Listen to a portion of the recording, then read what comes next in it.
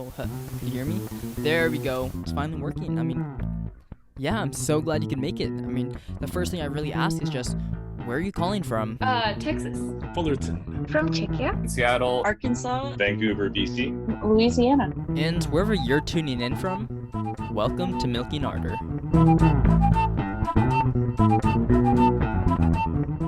Hi, if you're new here, my name is Spencer Chan, and this is my podcast, Milking Ardor. Every week, I interview people from around the world and hear people's life lessons that they've learned, the experiences they face, and the passions they're pursuing. If this sounds interesting to you at all, please be sure to share with your friends, family, or whoever you could think of so we could share as many possible stories to as many people as possible.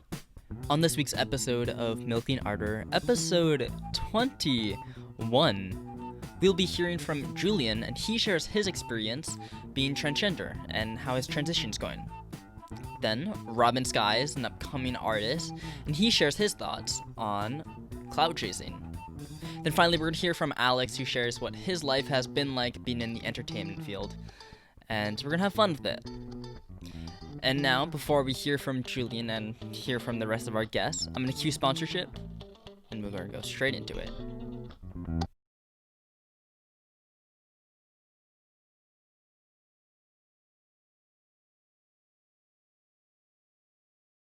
What's your name and where are you calling from? Real simple, real easy, just like good introduction. My name is Julian McCoy, and I am calling from a backwater town in Wisconsin, which is Eagle, Wisconsin. Okay. I just had a conversation with two people from Wisconsin, so it's kind of funny. Nice. Where from? Where in? I wish I could disclose that, but unfortunately they wanted to keep that fair private. enough. They want to keep that private, so I'm going to respect their wishes. But Julian, if I were That's in fair.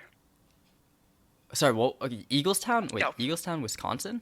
Eagle, Eagle. Wisconsin. If I was in Eagle, Wisconsin, and I saw you out in the street, and I'm like, that person seems really cool. I'm gonna go up to you and I say, "Hi, my name's Spencer. What's the elevator pitch of yourself? What's your deal?" I am generally just super nerdy. I am a student who is studying classics right now. Okay. So I tend to get really in depth. I don't know if you know what classics is. It is the study of Greek and Roman history. Okay. How did you get into And- that? I took Latin in high school. Then I really liked it, and I was actually quite good at it. And then now I'm just extremely interested in it. I'm hoping to go to grad school for archaeology. I was supposed to go on an archaeological field, to an archaeological field school this summer, but Ugh. COVID was like, no, you Yeah. will not. It just ruined it. Oh, I'm so Yeah. sorry, Julian. That's all right. I I hopefully will be going this summer with Yeah. everything sorted out. Fingers crossed. Fingers crossed. So yeah, that's what I'm into. I also like, I have some very weird hobbies. I like spinning. Like Spitting. spinning. Oh, and- spinning. Gotcha. Yeah. Like turning wool into yarn, Oh, okay. Nice. which is, yeah, is very fun. I don't know that many people besides myself that do it. Do you take like a class for that, or how do you go on about doing that? You look it up. There are videos to tell you how to, mostly online, but a lot of it is trial and error because it's very much in the way that things feel. There's not really, you can't really like turn into an automated process. You can be like, this seems like it's getting the results I want, so I'm just gonna keep doing it. Yeah, you need the hands-on experience. Okay, Yeah. interesting. What else about you, Julian? Well, obviously I am trans, which is fairly obvious from my voice and in contrast to my name. Which is not a thing that you see a lot of in Eagle, Wisconsin. So people usually aren't quite sure what to do with me. But they mostly think I'm like just a butch woman. Yeah. So, for our generation, I think that's really heavy on what trans is. But I do have a lot of older folks who are a little more old school. Could you kind of explain what trans is, Julian? Yeah. What does it mean to be transgender? What is that term?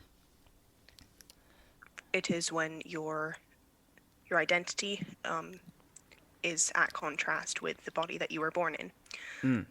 So for me, I was born with XX chromosomes and have a female body. I prefer, it makes me feel much more comfortable to be referred to as male, and I will in future pursue medical treatment that will help me sort of like fix my body to the way that my mind sees itself. Yeah. That's not, medical intervention is not a necessity to be trans. Not everybody does it because it's expensive and the results can vary, but many of us at some point in our lives do. I know a lot of people, being from a very liberal and free expressive place. I'm from San Francisco, California, so we're very Oh, free here, nice. and a lot of LGBTQ plus all that is here in San Francisco. But for you personally, Julian, are you comfortable sharing your story, or are you a little more Yeah, embarrassed about that? I am. I'm comfortable. It's a lot easier for me to share it online rather than with people I know Mm. because with people I know, they have a lot of baggage of, I've known you one way for X number of years and now you are a different way. So it's a lot Yeah. easier to talk about it to people who don't know what I was like before. Um, but yeah, so I kind of knew that I was since puberty is when most of us figure it out because Mm. puberty starts a lot of the secondary sex characteristics that we don't want. So for me, for me, puberty was when I grew breasts, and I was like, I don't like this. Doesn't feel right at all. Yeah. But there's enough of a stigma that most of us don't. Even if we know or we think we know, we don't talk about it or reference it to people until we are older. Recently, there has been more of a trend of people talking about it younger. Like you'll see 14 and 15-year-olds identify as trans. That is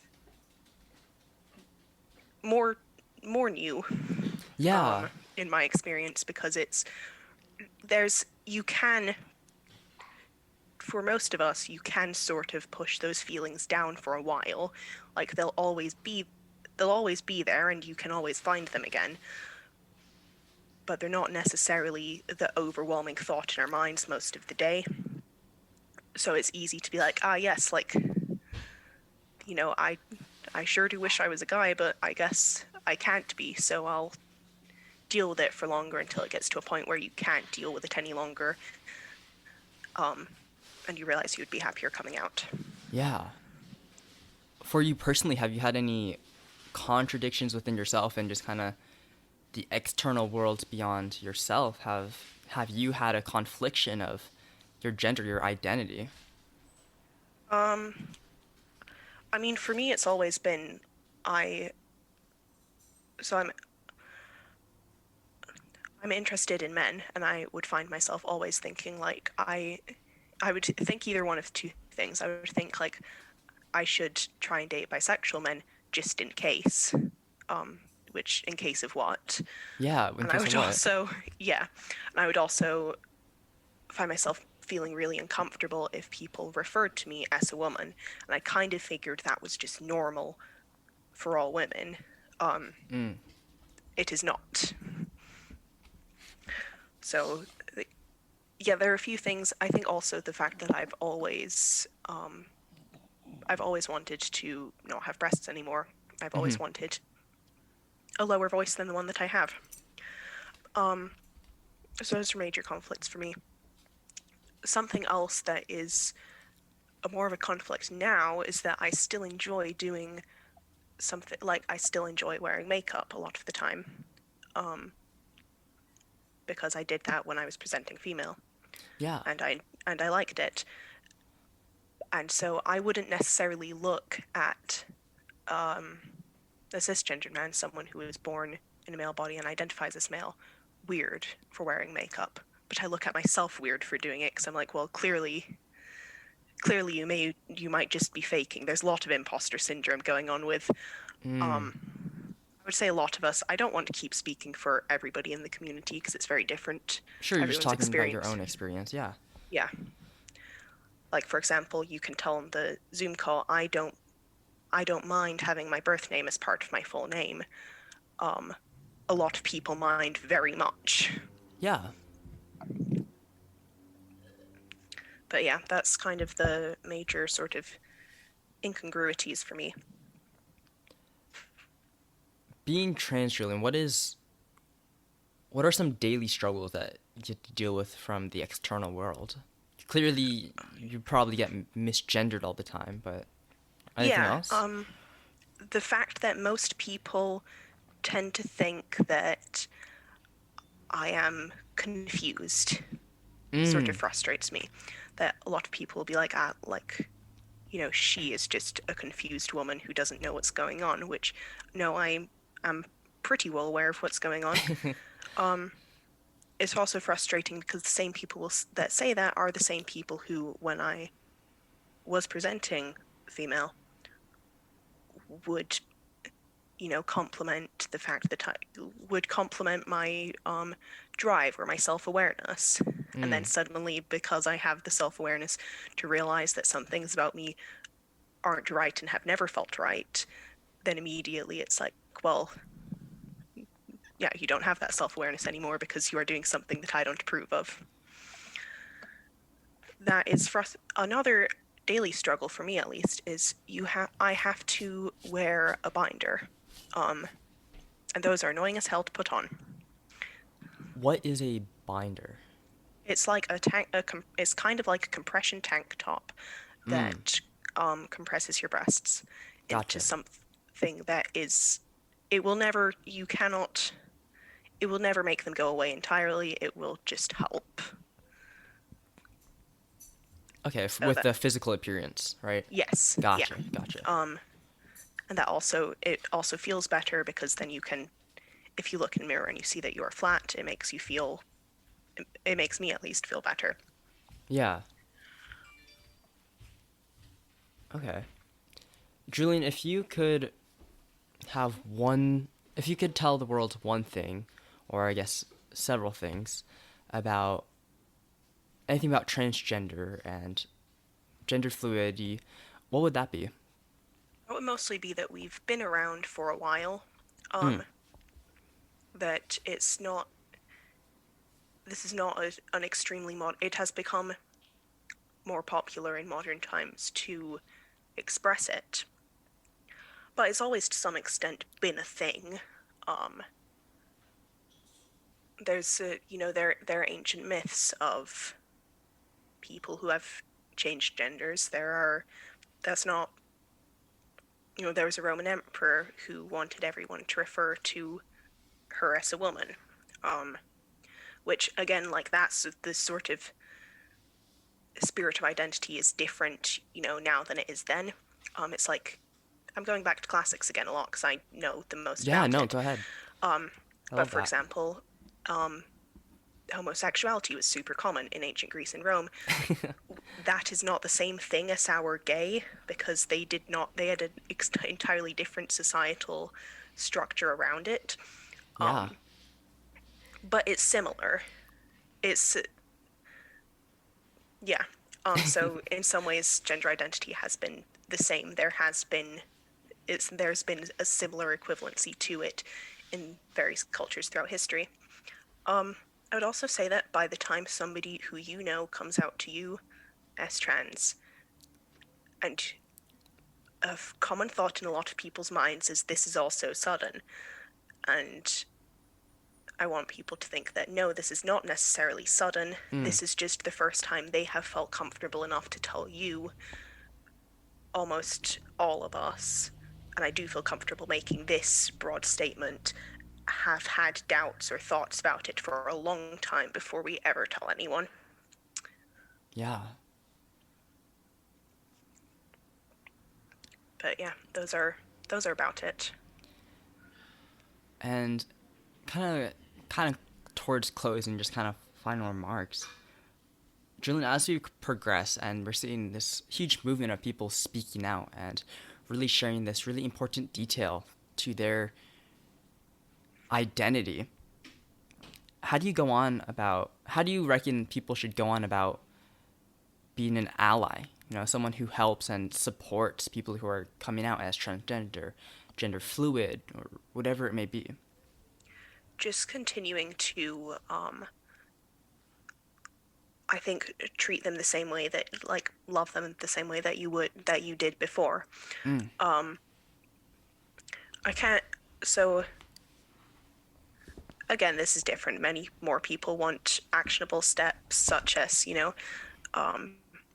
cheaper healthcare would be great, because we kind of need healthcare. I would mostly say look for, if you know somebody who is trans, or if you just want to be a good ally, look at the politicians who are making policies and figure out what their stance is, because some of them have a stance that is directly harmful to us. And even if you don't necessarily factor that in when you're voting, a lot of us still know, like, we know that X politician or whatever that you voted for acts this way about us, and it's really, we can't really act as though, as though that didn't happen. Like, we can't be like, oh yeah, you voted for somebody who I know does not support my right to exist as I want to exist. There's not really a way you can come back from that, because I get that it's not important for everyone, that trans rights aren't important for everyone, but they are important for me, and I would hope that they were also important to people who care about me. Yeah. Right on. Julian, do you have any last minute thoughts and anything you want to shout out before we just say our final goodbyes?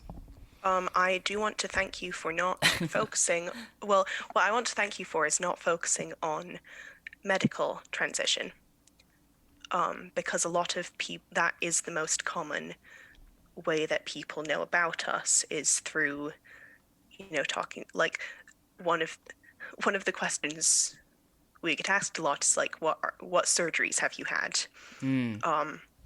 And it feels kind of demeaning when people do that. So I appreciate that you did not.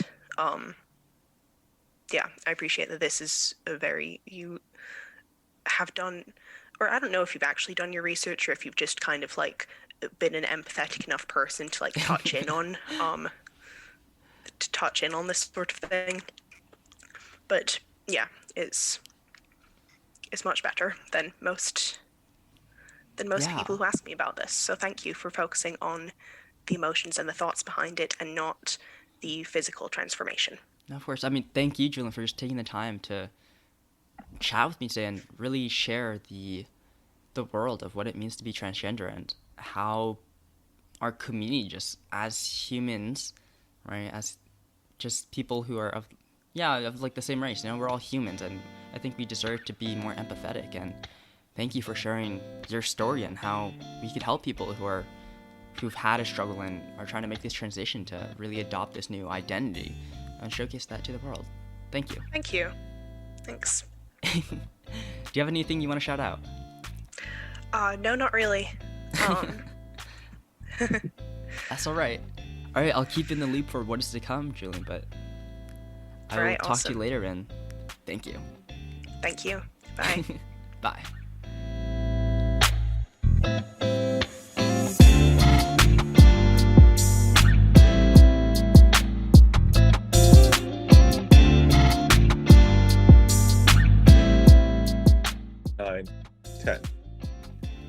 Perfect. Yeah, I mean, yeah, that's really good.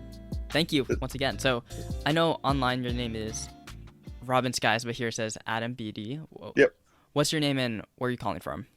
Well, I guess my stage name is Robin Skies, but my legal name is Adam Beatty, and I am currently in Vancouver, British Columbia. Right on. And just to get an idea and just fundamentally of who you are, what's the elevator pitch of yourself, or how would you introduce yourself? Oh, that's a really hard question to answer. Yeah. If I were to just try and pitch myself in an elevator quickly, I would say that I am an artist and a musician who focuses on personal responsibility and self-growth as the centerpiece to all of my media. Interesting. All right. Does that And make how do sense? you? Yeah, in Okay. a interesting way it does. How do you incorporate that into your music or your media that you make? I mean, like with the music, I generally just talk about my struggles with that stuff. I mean, right, music is mostly just a representation or an expression of emotion. So I just go off about how I'm feeling about these things that I'm always focusing on, which is personal responsibility, um, and kind of just like being, I don't know, like, yeah, just normal adult shit. And then through like TikTok, I mean, I will hit certain subjects that come up. If I see a video I want to talk on, I'll talk on that, and I'll filter it through the lens of this kind of this philosophy I've built for myself. And then same thing with Instagram or Twitter or whatever. Yeah, yeah. I think it's really interesting how you keep on mentioning personal responsibility because I think just most responsibilities we're given, it's something that we actually gave ourselves. And then that kind of just goes into identity and it's really interesting how we just take on different attributes and make it our own or we see different things and we just totally reject that and don't want to be a part of that at all. Hmm. Yeah, I mean, I don't think a lot of people actually go about curating a lot of their identity consciously. Yeah. I have attempted to do that in my life just because like like 5 years ago I was kind of an asshole and I didn't want to be an asshole anymore, so I took a lot of time to think about like, oh, what parts of my life do I not like, what parts of myself could be better, where am I at fault in these areas, and then I actually took time to curate who I am as a person, and I'd say I'm quite happy with it. So Yeah. I don't know if you feel comfortable, but what was that change that really motivated you to change your person and not be this, in your words, this asshole? um yeah so I yeah, I'm fairly comfortable actually talking about myself pretty openly. Went through, pretty normal, a lot of, most young adults go through a long stretch of hardship in their early adolescence, right? From like 16 to 20. And I went through that like any normal teenager, like girlfriends and bullying and all that crap. And then I came out the other side as an adult, kind of a little resentful, and I blamed a lot of other people for my issues. And then I was in a really, really good community at a small Bible college, actually, a small seminary in BC. And things were going pretty okay there. But then after a while, the negative aspects of my personality started to erode friendships that I had built there and started to really negatively impact the community that I was a part of. And I saw that it was my fault and that I was the one who was doing it. So I removed myself from the school for like 6 months, like a semester or whatever. And, just started to be able to kind of ask myself questions like, oh, well, like, why was this happening? Where have I gone wrong? Because I didn't like the fact that I ended up at a place that I really enjoyed and it was really healthy for me, but I was making it worse. Does that make sense? Yeah, for sure. Which is actually how I started my whole journey into music in the first place, because it was a way for me to express my thoughts and feelings through a medium that I felt comfortable expressing my thoughts and feelings through. Interesting. Okay. Kind of to transition towards the music, how you said this was a means of way where you're able to express yourself. Were you always into music, or is it something you picked up in college? Yeah, I mean, I've always been like interested in it, right? Like I have, my family was always very involved. Like my dad played in a band in Ontario for years and almost got signed. My grandma, like directed and produced, like a musical that played in Vancouver for like 12 weeks or something. Like just like little achievements in the family that like seem like that really impacted my life, or like music was always just a part of everything. And then, but I mean, as a kid, I didn't really care. I just wanted to like ride my bike and like throw rocks at other things and stuff. Like, Yeah, of course. yeah, just like do random hood rat shit. And then when I was in high school, I went to a school that had a really good contemporary arts program. Yeah. And I got introduced to music through that school. And from there on, it was kind of like, it was like, oh, wow, this is like high level stuff. Like people are actually like good at what they're doing. I like this. I want to be a part of it. And then from there on, I kind of got the bug, but I didn't really start taking it seriously until I was in college. Yeah, right on. And the way I actually found you was kind of you're promoting your music, but in the same way, you're kind of taking a stab at those who kind of beg for kind of clout. And then one quote you really said was, "Life is a series of choices." And you kind of separate yourself from these other content creators where they're saying like, "Oh, I'm a musician and I need your help desperately." Like, "Oh, I messed up." How come you choose to do things differently and not necessarily emotionally manipulate the consumer? That's a good question. Because I chose to do this.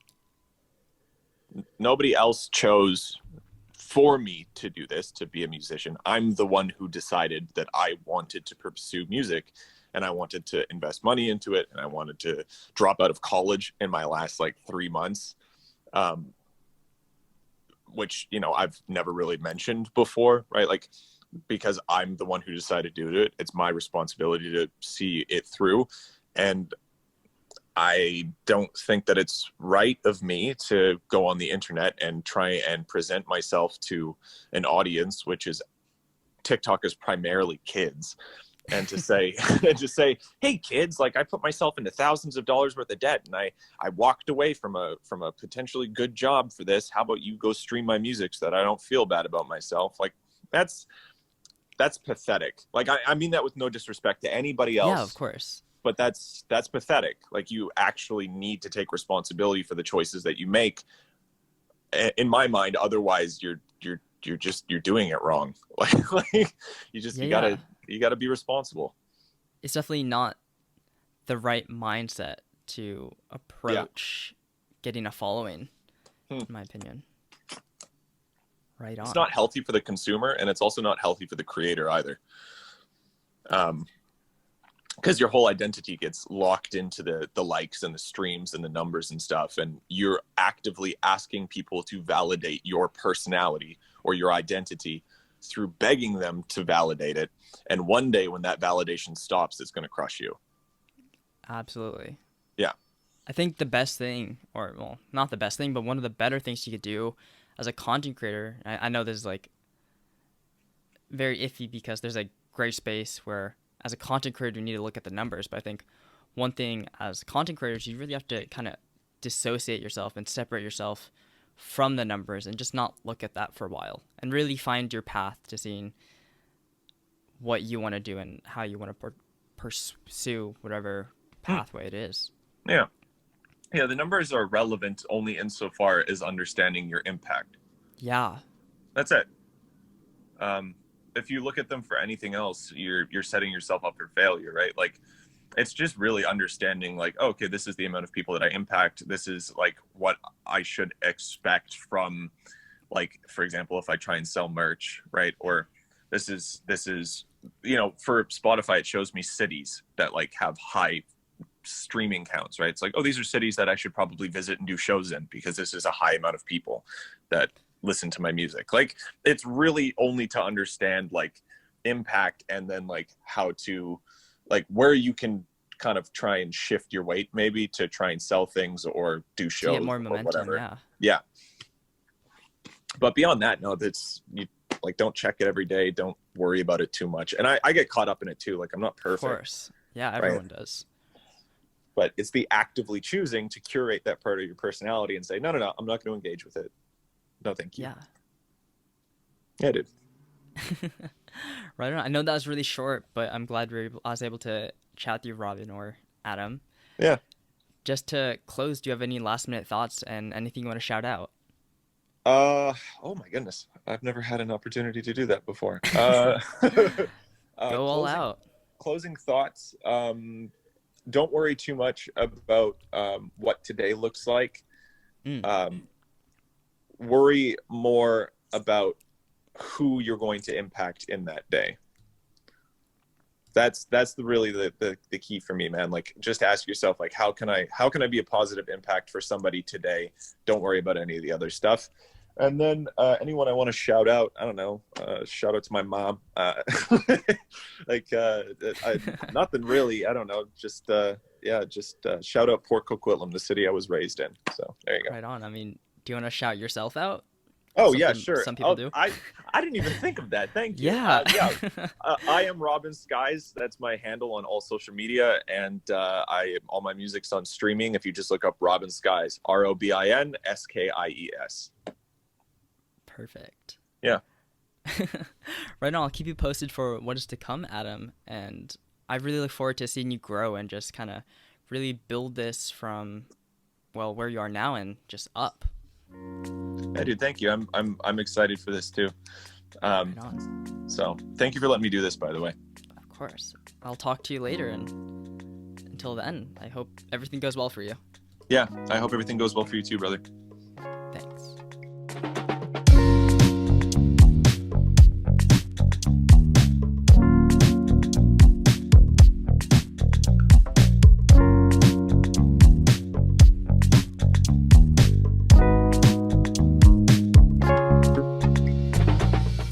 Testing. Okay, I think I got it. Sounds like you did. Yes. Hopefully that should be better. I had to do a few things. Thank you so much for your patience, Alex. All right, I mean, let's get into it. I mean, I've been calling you Alex this whole time, but I don't know if you go by Alex or Alexander. Alex is fine. You can call me, Jessica if you want, but Alex is fine. For those who don't know you, what's a good introduction to yourself? What's the elevator pitch of who you are? Okay. I'm 32 years old. I live in San Diego. I've been acting. I've been on stage since I was 10. I've been in film since I was about 22. And I'm also a drummer. I've been playing drums for about the same length of time. And currently in a local band that's done a few tours here across a couple different parts of the country. And my toothbrush is blue. And I listen to lots of jazz and like hardcore punk. And I like anime. And I have a dog and a fish and a really cool girlfriend as well. Right on. I mean, how did you get into acting or singing? When did this start for you, this entertainment life? My mom, I grew up in a theater company. And like, ever since I was like able to walk, my mom was like pressuring me to like audition for these like musicals that she was typically like directing or in. And finally, when I was like 10, she just like was hassling me to do like Little House on the Prairie. And I was like, okay, yeah, fine. She like wore me down. And finally I was just like, yeah, I'll do it. And I auditioned, and I remember the first time it was going to be curtain up. Like, we'd been rehearsing for weeks. And like, I was just like a school kid, I didn't even have a name, but I remember we were like standing in the wings. We're ready to, it opened with the school kids. And like, I could hear the audience out there, and then the lights went black, and it was all black backstage. And I was like, you guys, we're going to do it. And they were like, yeah, we know. They were all like, these like child star, like veteran kids. Yeah. And I went out there, and that was it. But yeah, about 10 years old is when I started. And then, that's where I kind of got my feet wet, I guess. And I did that I loved it. I had a lot of friends. And then it was like 3 shows a year until I was about 19, sometimes 4 shows. And then when I did some like soul searching and missionary work. I went traveling for a while, and then I came back, and I was kind of like, you know what? I've always loved film, and I've always loved like so many different actors and types of films. It always really spoke to me. So I was just like, I think I'm just gonna do this. So I started doing it, tried to figure out my way. Did you have like any other ideas just growing up what you wanted to do, or did you feel super pressured by your mom that you had to do the kind of the field that you're in now, or what was up with that? No, she. I don't.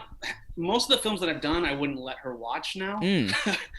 just because of like she's a pretty like straight A like pastor's daughter. Like she just loved like musicals. You Yeah. know? So like I did a lot of like horror, and like you can even see with my profile picture, like it's kind of been like horror, crime, like sometimes over the top, like just like crazy B movie stuff, and it's just like I don't know if my mom should like watch this.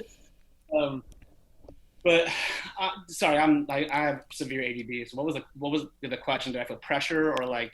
Yeah. Did you always know you wanted to be an actor, or just kind of Right. the field of entertainment you're in now? I don't know. I mean, I never really felt pressure, but like it just kind of felt right. Yeah. I mean, the only other thing I really thought about was like race car driver or like astronaut. Or, like, military was another one, like being like a fighter pilot. I thought would be pretty cool. But as far as like when I was a kid, I don't know. I never really thought about it. I was always like kind of lost in my imagination, like pretending I was like Neo from the Matrix or like one of the Gundam pilots or something. Yeah. And so I was always super like I played pretend super fucking hard. Like I just like was really into it. Yeah. So no, it kind of just made sense. And what about it? Why this field of entertainment? Like why? What benefits do you have? What edge do you get off on for acting, for doing stunts, voiceovering, singing? Yeah. Well, the stunts is just cool. Like it's just like that's rewarding to like watch back like something that like because it's like any kind of hand-to-hand combat is like similar to dance, and I grew up in the musical theater company doing a lot of so like learning like combinations was a lot like learning a step or whatever. So that kind of what I don't know that stunts that's like the most exciting footage to like watch the playback on. Yeah. You just like want to see how you sold it or see if like it looked like they really connected with like this really fierce like elbow or whatever. But what I get out of it, I've always kind of had this stock answer, and I'm going to try to avoid it. Like when people ask me this question, it's not like I get asked this all the time, but just like I've always had this like, here's my response, man. But it just feels like a really pure art form because it's like your instrument, as we would say in like class, is you. Like it's your psychology, it's your body. So it's like you're not really like representing the art with any kind of tools other than yourself. So it's like it's just what you have. Like you in some scenes, you're just in your underwear or you're even naked, and it's like you're literally all that's there sometimes. And like that's like you're the instrument. So that's just always been kind of cool because it's like a guitarist plays the guitar, a drummer plays the drums, like a painter paints, but like an actor acts with that, like their body's their instrument. Yeah. Sure, they're the only thing making it alive or making it seem real. Right. Yeah. Yeah. And I think like some of the closest like to out of body experiences I've had like sober have been in class where I was like I really genuinely got lost in what was happening, and it became so present and real for me that like it wasn't like I was watching myself doing it. It was just like I had this really like when my emotions were really ramped up during a scene, I could feel my hands go numb and like my face go numb and like my lips start like twitching when I'm like really angry or really sad, and like a scene's only happened a couple of times, but I'm like full on chasing that dragon. Yeah, I see. I mean, where do you see yourself in 10 years, or where do you want to go in life? That's a good question, man. 10 years, I'd be 42. God. I would hope that in 10 years I'd have some pretty solid credits under my belt. Like, I don't know what that means. That's a weird way to put it. Like, I'd have just a lot more credits under my belt and have some sort of like my ultimate goal, which has always been, is just this is my primary source of income, and or at least like it primary enough that like even if I split it with drumming or split it with voiceover work, like that those things all three could like provide for me and for a tentative family. Yeah. And so I guess like that is like the goal, like financially, but like as far as what I want as an artist, I was always really impacted by incredible art, you know, like I think everyone is. Yeah. But like, there's people like drummers I grew up listening to that I really loved, or like actors that I grew up that I really loved that wanted me to get involved in this. And like, there's a part of it is like, it's kind of like a passing of the torch. Like you go kind of climb this mountain and learn this, you know, this craft as they call it, or like this trade, this art. And you get to a point where you don't realize that you're starting to impact other people's lives and inspire them. Mm-hmm. And even with your focus or just your performance, I guess I would hope that in 10 years there would be some performance that I gave, or like some film or piece that I was a part of that like really impacted somebody creatively or even like spiritually, and really shifted them. I think that'd be really cool. And could that be related to that spiritual journey you did on yourself, just really find yourself, and for you to be able to provide that for other people through film or whatever it may be? Yeah, I mean, I did kind of get to know myself better on that trip, but I don't know if I found myself, because those years after that, that trip itself was followed by like a lot of personal turmoil. And I think I was pretty lost. I feel more connected to myself now than I did. Well, I felt pretty connected to myself during that trip. Yeah. But I feel closer to that at this age now than I did at like 25 or 27. A lot of those years were filled with a lot of like tumultuous stuff, and I think, I don't know if maybe that ignited it, that trip. It definitely opened me up creatively. Yeah. But yeah, I'm not sure, man. I don't know. Yeah. So then how do you find yourself just kind of in this field where it's like super competitive? Do you think you're just kind of, you're doing all right for yourself, or you're fine with where you are, or you think you could be higher? How do you feel about where you are right now in life? I think I could improve. I think that like, sorry, this jet is going to fly over. We live like right next to the airport. But like, yeah, I certainly think I could improve. I think it'd be arrogant to suggest that I don't have room for improvement. Yeah. I think I've done all right considering being in San Diego. It is such a limited market. Mm-hmm. It's not LA, but I've done some films in Indiana. I've done some films like in San Francisco and in LA too. And I feel like LA is kind of turning into like a TV commercial town. Yeah. You know?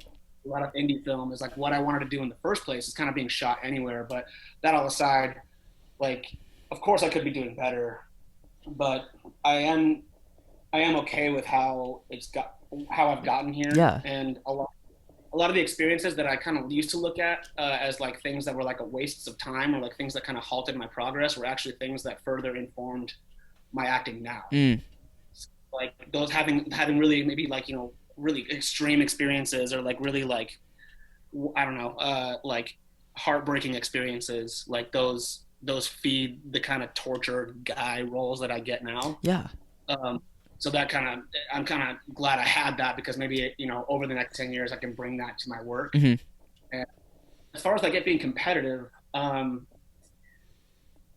think my dad always told me this thing. He'd say, just keep showing up and soon you'll have, like, just keep showing up. Like the people who have the job are actually not going to have it anymore. Just like keep showing up. And so it's more just like a stick with it thing. And it's a numbers game. Like any self-tape audition I get, I take. Like voiceover audition I get, I take. Like even if I don't even think I can do it, I'm still just going to try. Because it's just, for every 50 auditions that you do, you might nail 2, you know? So you just have to keep just spraying and praying, honestly. Yeah. And like, yeah, so there is a lot of people competing out there, but like you're constantly told no, and you're always going to be told no, or you're not going to hear anything at all. Yeah. So just get used to that, you know? And getting discouraged is easy, but sticking to it that takes I think a little more I don't know, chutzpah, I guess. Yeah. A little more gusto. So I know it's a really wild time right now, and it might be hard to kind of be acting or doing other sorts of things now, especially during quarantine. What are the next steps for you? Well, the next steps. Well, like quarantine actually, it kind of gave me time to catch up on a few things. And yeah, for sure. We had just shot this project at something that was kind of me and my buddy Mike, he's a 3D artist and a 3D professor. We had put together this sci-fi piece, and we had gotten like the first chunk of it done, which was building this pretty big physical like spaceship set. And we had shot that like at the tail end of December, and then that was like we had all the raw footage, and so I kind of had time to start going through that and editing some of it and like finding pieces that worked, and like I still have plenty of work left to do on it, but we had to shoot so much other stuff for that. But I've actually gotten a fair amount of auditions. It was really quiet for like March and April, and then May, like a couple here and there, and then like I actually picked up 2 gigs during the quarantine where like they just did everything via Zoom. Yeah. And, like did table reads via Zoom. Auditions were all self-taped, so like you could just do everything in your house. And the other thing, I sent in another audition and she liked it, so I got, I picked up that role too. So it's like it's been okay. It's been pretty much at the same pace, to be honest. Interesting. There was just like a fair like dip right in the beginning. There was just like nothing. Nobody was communicating. Yeah. But then everyone kind of relearned how to live and like work around this thing. Yeah. So that's kind of how it's been. Yeah, I mean, that kind of makes sense because during quarantine, everyone's kind of panicking. I mean, if you look at the school systems right now, everyone's panicking. They don't really know what to do, but it looks like people have found a way to really incorporate Zoom into the workplace. Yeah, if I was in stocks at all and come like February, I would have just dumped like $500 into Zoom stocks and then cashed out in August. Yeah. All right, just to close, do you have any last minute thoughts or something you want to shout out? Something I want to shout out? Yeah. Yeah, if anybody likes heavy music out there, Doc Hammer is the name of the band. It's DOC and then Hammer, like any old hammer. Yeah. We're on Spotify and all that stuff, and we have a couple of music videos up on YouTube and some live sessions. So that'd be cool to check out. And then for me, if you want to follow me on Instagram, it's just at AL54BX. But as far as like any imparting like wisdom, I don't know, man. It's just easy to get discouraged. Yeah. And just it's really easy, and it's really easy to beat yourself up, and it's really easy to feel like you haven't found where you're gonna fit in. But like you just have to keep going, and you have to keep pushing at it and keep going for the thing you want. And I don't know how you feel about like visualization or spirituality or any of that, but sometimes if you really picture in your head what you want your life to look like and pretend that that's already how your life is, you'll kind of find yourself immediately like moving toward that. Yeah, I mean, it kind of goes towards, if you just look into science, just that law of attraction. Once you believe in something, it'll come your way. Or at least that's how I see things, and that's how I've been living my life recently. All right, Alex, thank you so much for your time and everything. Hey, appreciate it, Spencer. Yeah, I'll keep you posted on what is to come, and I'll talk to you later. Yeah, talk to you later, man. Thank you.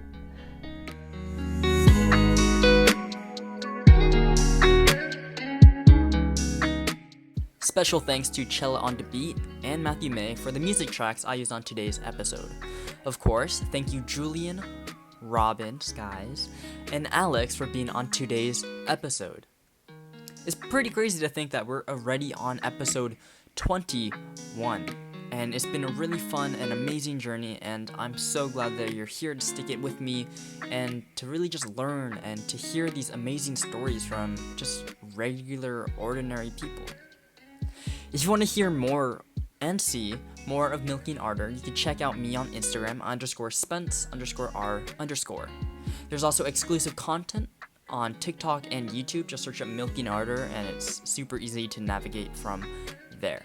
Of course, if you want to be on the podcast or you know someone who wants to talk about their experience, refer them to me and tell them to hit me up on Instagram. Once again, this is primarily a word of mouth advertising podcast, so if you could spread the word, you could spread as many stories to as many people as possible and really spread the love. That's enough for me today. That's been episode 21 of Milking Ardor with Spencer Chan, and until next time, there we go. I will see you later. Bye.